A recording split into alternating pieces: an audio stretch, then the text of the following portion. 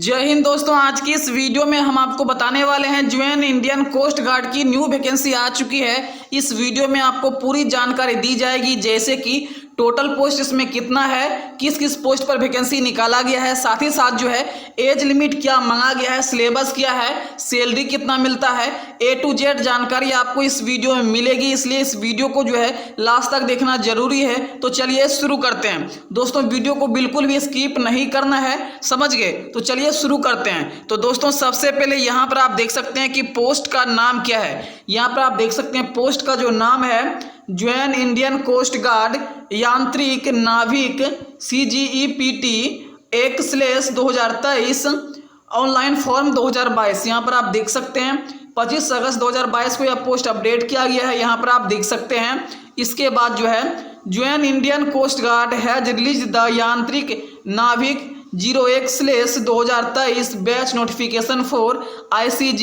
यहाँ पर आप देख सकते हैं CGEPT 2023। यहाँ पर आप सारा का सारा डिटेल्स देख सकते हैं। तो चलिए हम आपको बताते हैं मेन जानकारी। जैसे कि यहाँ पर आप देख सकते हैं कि यहाँ पर जो है एप्लीकेशन फ़ी कितना लगता है। अगर आप जनरल है, OBC है या EWS है तो आपको 250 रुपये का एप्लीकेशन फ़ी देना होगा। अगर आप SC या ST है तो एक भी पेमेंट आपको नहीं देना है, समझ गए? पेमेंट की बात हो गई। अब बात आती है कि अप्लाई कब से शुरू होगा। तो दोस्तों यहाँ पर आप देख सकते हैं अप्लाई का भी डेट दिया गया है।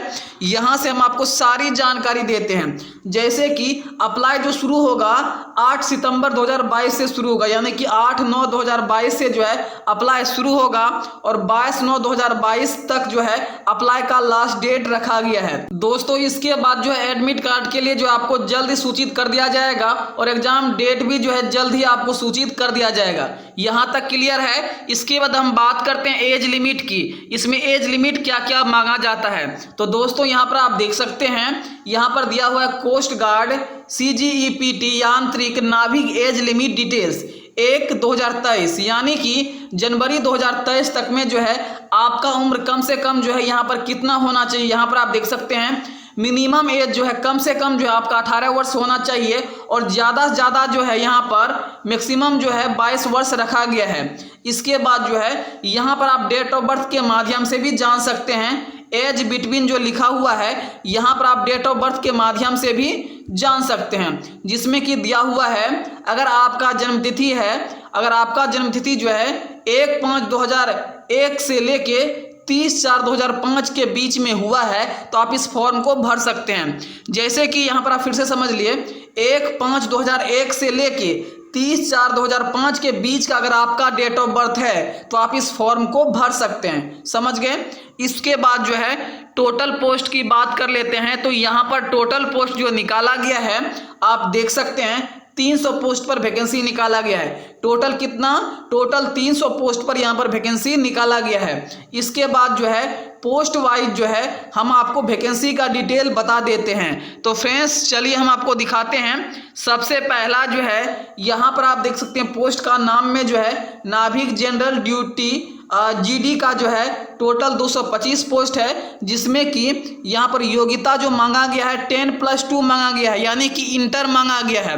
और जो है विद फिजिक्स मैथमेटिक्स सब्जेक्ट, मतलब जो है मैं आपको बता दूं कि यहाँ पर अगर आप इंटर फिजिक्स और मैथमेटिक्स से किए हैं तो इस फॉर्म को भर सकते हैं। नाविक जनरल ड्यूटी जो है नाविक जनरल ड्यूटी GD का फॉर्म भर सकते हैं। यहाँ पर जो दिया गया है फिर से समझिए, नाविक जनरल ड्यूटी GD का अगर आपको फॉर्म भरना है, टोटल पोस्ट दिया गया है 10+2 आपका होना चाहिए फिजिक्स और मैथ के साथ, समझ गए? यहाँ पर आप देख सकते हैं। इसके बाद जो है यहाँ पर दूसरा जो दिया गया है नाविक डोमेस्टिक ब्रांच DB, इसका जो है 40 पोस्ट है, जिसमें कि आपका जो है class 10 high school any recognise board in India, यानी कि किसी भी बोर्ड से अगर आप सिर्फ 10वीं पास है तो इस फॉर्म को भर सकते हैं। इसमें क्या होगा, अगर आपको ये वाला फॉर्म भरना है तो आपको 10वीं पास होना जरूरी है। चलिए हम आपको फिर से समझा देते हैं। यहीं पर मेन चीज़ जो होता है, अगर ऊपर वाला अगर आपको फॉर्म भरना है जनरल जीडी ड्यूटी का जो है नाविक का, तो यहाँ पर आपको जो है 10+2 जो है फिजिक्स और मैथमेटिक्स से होना चाहिए इस वाले के लिए। और नाविक डोमेस्टिक ब्रांच डीबी का अगर आप फॉर्म भरना चाहते तो सिर्फ 10वीं पास होना चाहिए किसी भी बोर्ड से, समझ गए। इसके बाद जो है यांत्रिक का जो है यहाँ पर आप देख सकते हैं यांत्रिक का जो है 35 पोस्ट है, जिसमें कि क्लास 10 तो आपका होना चाहिए, आपका जो है क्लास 10 आप पास होना चाहिए। क्लास 10 के साथ साथ जो है आपका इंजीनियरिंग डिप्लोमा होना चाहिए। किस में होना चाहिए, यहाँ पर लिखा हुआ है क्लास 10 आपका होना चाहिए, साथ ही साथ जो है इंजीनियरिंग डिप्लोमा इन इलेक्ट्रिकल, मतलब जो है इलेक्ट्रिकल में आपका इंजीनियरिंग का डिप्लोमा होना चाहिए। उसके बाद अगर ये नहीं है तो दूसरा है मैकेनिकल होना चाहिए, तीसरा है इलेक्ट्रॉनिक्स एंड टेलीकम्युनिकेशन होना चाहिए। यहाँ पर आप फिर से समझ लीजिए, यहाँ पर अगर आप यांत्रिक का फॉर्म भरना चाहते हैं तो यहाँ पर जो है 10वीं पास तो होना ही चाहिए, साथ ही साथ जो है इंजीनियरिंग डिप्लोमा जो होना चाहिए इलेक्ट्रिकल में होना चाहिए। अगर ये नहीं है तो मैकेनिकल में होना चाहिए, अगर ये नहीं है तो इलेक्ट्रॉनिक्स एंड टेलीकम्युनिकेशंस में होना चाहिए, समझ गए। तो जो जो डिटेल्स दिया गया है इन सभी ट्रेड से अगर है तो आप इस फॉर्म को भर सकते हैं, यांत्रिक वाला, और ऊपर वाला तो मैंने आपको समझा ही दिया है, समझ गए। इसके बाद हम आपको समझाते हैं कैटेगरी वाइज जो है वैकेंसी का हम डिटेल आपको बताते हैं। दोस्तों यहाँ पर आप देख सकते हैं कि यहाँ पर जो है नाविक जीडी का जो पोस्ट है, जिसमें कि जनरल वाले का जो पोस्ट है 87 पोस्ट है, ईडब्ल्यूएस वाले का 23 पोस्ट है, ओबीसी वाले का 48 पोस्ट है, एसटी वाले का जो है 32 पोस्ट है और एससी वाले का 35 पोस्ट है, टोटल 225 पोस्ट है। यहाँ पर आप देख सकते हैं स्पष्ट रूप से। इसके बाद जो है नाविक डीबी का जो है अगर आप जनरल है तो 16 पोस्ट है, ईडब्ल्यूएस के लिए 5 है, ओबीसी के लिए 10 है, एसटी के लिए 6 है और एससी के लिए 3 है, टोटल 40 पोस्ट है। यहाँ पर आप देख सकते हैं। इसके बाद हम बात कर लेते हैं यांत्रिक मैकेनिकल का जो है, यहाँ पर आप देख सकते हैं अगर आप जनरल है अनरिजर्व कैटेगरी के अंतर्गत आते हैं तो यहाँ पर 5 पोस्ट है, ईबीसी के लिए जो है मतलब ईडब्ल्यूएस के लिए जो है 1 पोस्ट है, ओबीसी के लिए जो है 7 पोस्ट है, एसटी के लिए जो है 0 है, कोई भी पोस्ट इसमें नहीं है और एससी के लिए 3 पोस्ट है और टोटल जो है 16 पोस्ट इसमें आप देख सकते हैं। इसके बाद हम बात कर लेते हैं यांत्रिक इलेक्ट्रिकल की। यहाँ पर आप देख सकते हैं अलग अलग कैटेगरी दिया हुआ है। यांत्रिक इलेक्ट्रिकल का जो है अगर आप जनरल है तो 3 पोस्ट है, ओबीसी मतलब जनरल के बाद क्या होता है इसमें, चलिए हम दिखाते हैं। जनरल के बाद जो है अगर आप ईडब्ल्यूएस है तो यहाँ पर जो है अगर आप ईडब्ल्यूएस है तो यहाँ पर जो है 0 पोस्ट है, अगर आप जो है ओबीसी है तो यहाँ पर 3 पोस्ट है, अगर आप जो है एसटी है तो 1 पोस्ट है, एससी है तो 3 पोस्ट है, अगर आप मतलब टोटल जो है 10 पोस्ट इसमें रखा गया यांत्रिक इलेक्ट्रिकल में। इसके बाद यांत्रिक इलेक्ट्रॉनिक्स में जो है अगर आप जो है जनरल है तो 4 पोस्ट है, अगर आप ईडब्ल्यूएस है तो कोई भी पोस्ट नहीं है, अगर आप ओबीसी है तो 2 पोस्ट है, अगर आप एसटी है तो 1 पोस्ट है, अगर आप यहाँ पर एससी है तो 2 पोस्ट है और टोटल 9 पोस्ट है। तो दोस्तों यहाँ पर हम कैटेगरी वाइज पोस्ट का डिटेल हमने आपको बता दिया, यहाँ पर आप देख सकते हैं। इसके बाद जो है अप्लाई आपको कैसे करना है तो यहाँ पर डिटेल दिया गया है। दोस्तों इस पोस्ट का लिंक भी जो है ना आपको वीडियो के डिस्क्रिप्शन बॉक्स में मिल जाएगा, समझ गए। इस पोस्ट का लिंक आपको वीडियो के डिस्क्रिप्शन बॉक्स में मिल जाएगा, जिस पर क्लिक करके आप इस पोस्ट पे आ सकते हैं और आप फिर से जो है अपने हिसाब से जो है, वैसे तो वीडियो में समझ ही गए हैं, उसके बाद अपने हिसाब से भी अगर आप एक बार पढ़ लीजिएगा इस पोस्ट को तो आप अच्छे ढंग से समझ जाइएगा, समझ गए। इसके बाद जो है आपको नीचे की तरफ आना है और यहाँ पर आप देख सकते हैं लिखा हुआ है लिंक एक्टिवेशन ऑन 8/9/2022। 8/9/2022 को यहाँ पर लिंक एक्टिवेट हो जाएगा।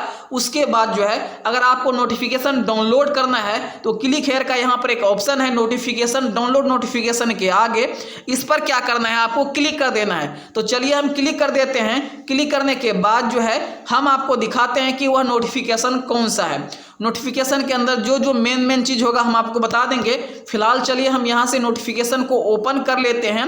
नोटिफिकेशन ओपन करने के बाद जो है आपको क्या क्या करना है तो दोस्तों ये जो नोटिफिकेशन है इस नोटिफिकेशन का मेन जो पार्ट था हमने आपको बता दिया है, हमने मेन पार्ट आपको बता दिया है। तो दोस्तों यहाँ पर आप देख सकते हैं योग्यता कंडीशन यहाँ पर दिया गया है किसके लिए क्या क्या है, तो आप अपने हिसाब से जो है पढ़ सकते हैं। वैसे जो है एजुकेशन क्वालिफिकेशन के अंदर जो है यहाँ पर आप देख सकते हैं नाविक के लिए जो है, नाविक के लिए 10+2 मैथ फिजिक्स से होना चाहिए। यहाँ पर आप देख सकते हैं नाविक डोमेस्टिक ब्रांच यानी कि नाविक डीबी के लिए जो क्लास 10th पास होना चाहिए किसी भी बोर्ड से, तो आप इस फॉर्म को भर सकते हैं।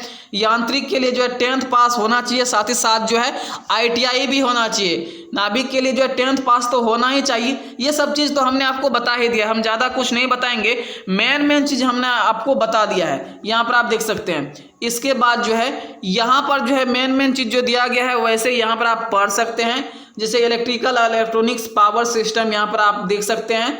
तो सभी का डिटेल्स यहाँ पर दिया गया, तो आप अपने हिसाब से देख सकते हैं, हम ज़्यादा कुछ भी नहीं बताएंगे। और इसके बाद जो है सभी का कैटेगरी वाइज यहाँ पर डिटेल्स दिया गया है। इन्हीं सभी डिटेल्स को मैं उस वेबसाइट के माध्यम से आपको बता रहा था, तो यहाँ पर आप पूरा का पूरा डिटेल्स देख लीजिए कुछ इस प्रकार से। और यहाँ पर सिलेक्शन प्रोसेस, प्रोड्यूसर जो भी होगा यहाँ पर दिया गया है, कैसे क्या होगा नहीं होगा, मेरिट बनेगा, सारा कुछ दिया गया है, समझ गए। तो यहाँ पर सब कुछ है, जैसे कि नाविक डीबी का जो है, नाविक डीबी का जो है सबसे पहला रिटन टेस्ट होगा सिलेक्शन 1 में। उसके बाद पासिंग मार्क्स जो है कम से कम जो है यहाँ पर 30 दिया गया, आप देख सकते हैं। UR इरोलेस OBC के लिए, और अगर आप SC या ST है तो 27 मार्क दिया गया है। तो आप अपने हिसाब से यहाँ पर देख सकते हैं पास मार्क कितना मांगा गया है। और पासिंग जो है सिलेक्शन 1 सिलेक्शन 2 होगा, इसके बाद ही जो आप पासिंग यहाँ पर हो सकता है किसका, नाविक डीबी का।